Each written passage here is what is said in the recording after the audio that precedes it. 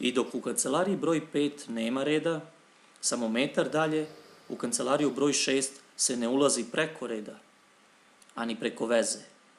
Taj napredno uređeni prostor pokazuje da ipak postoji svetlo na kraju mračnog tunela. U njemu vladaju rad, red i disciplina.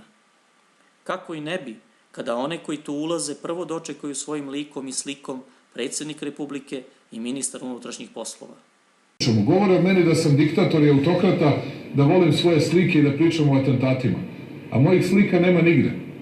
Nema ih ni u jednoj ambasadi, nema ih ni u jednom DKP-u. Samo mojih, svih drugih je bilo. Uzalud se gospodin Vučić iz petnih žila napinje da dokaže da nema njegovih slika u državnim institucijama. Ne možemo ga ni kriviti zbog toga. Jednostavno, čovjek nije obavešten. A i zar će ići protiv volje onih kojima je omogućio pravo na rad da ga uzdižu do plafona? Da se razumemo, kačenje slika predstavnika i članova političkih stranaka u prostorijama policijske stanice se ne smatra političkim delovanjem u Ministarstvu unutrašnjih poslova, pa samim tim tu nema ni elemenata disciplinske odgovornosti onih koji su ih okačili. Stoga, ako neko želi da ljubi slike predsjednika i ministra, ima puno pravo na to, jer sav zakon i svi proroci vise na zapovesti. Ljubi bližnjeg svog kao sebe samog. A ko će sve to da plati?